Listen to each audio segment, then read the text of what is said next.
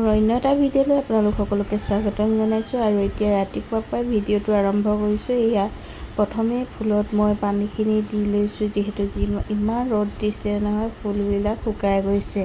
যিমান পানী দিলেও ফুলবিলাক শুকাই যায়। আৰু এইফালে আহিলে কালি জিমলিহঁতি, আৰু এয়া দেখিছে এতিয়া সকলোৱে ৰাতিপুৱা লুচি পুৰি খাই লৈছোঁ। আৰু যিহেতু আজি বহুত গৰম, সেয়ে ভাবিলোঁ টেঙা জোলকে খাওঁ। এয়া মাছ 3 পিচ লৈছোঁ, বিলাহী আৰু আলু, 2টা জলকীয়া লৈ লৈছোঁ। আৰু কেৰাহীখনত এতিয়া পানী অলপ দি দিছোঁ, আৰু পানীখিনি উতলিবলৈ দিয়াৰ পিছত এয়া গোটেই বস্তুখিনি মই উতলি থকা পানীখিনিত ঢালি দিছোঁ। এয়া দেখিছেনে, চব একেলগে ঢালি দিছোঁ। আৰু যিহেতু গৰম বেছি, সেয়ে বইল খাই ভাল লাগিব, আৰু টেঙা জোল তাতে খাবলৈ বহুত ভাল লাগিব। আৰু এয়া সোৱাদ অনুসৰি নিমখ দিছোঁ। আৰু এনেদৰে দিয়াৰ পাছত মই এতিয়া হেতাখনে অকণমান লৰাই লৈছোঁ। লৰাই লোৱাৰ পাছতে এতিয়া মই ইয়াক ঢাকি দিম, যাতে আৰু গেছটো অলপ কমাই দিম, যাতে ল' ফ্লেমত সিজি থাকে।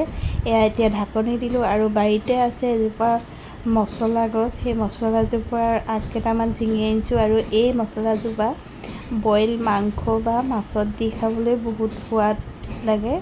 আৰু ইয়াক দিলে মানে গোন্ধটোও বৰ ধুনীয়া আহে। আৰু এতিয়া এইখিনি দেখিছে 20 মিনিটমানৰ পাছত মোৰ মাছ সিজি গৈছে। আৰু এতিয়া মই মছলা পাতকেইটা দি দিছোঁ, আৰু লগতে নহৰু আদা পেষ্টটো দি দিছোঁ। আৰু যদি আপোনালোকে আলুবিলাক ভাঙিব বিচাৰে তেনেহ'লে ভাঙি দিব পাৰে, কাৰণ জোলখিনি লদা হ'বৰ কাৰণে আলু অলপ ভাঙি দিলে ভাল হয়।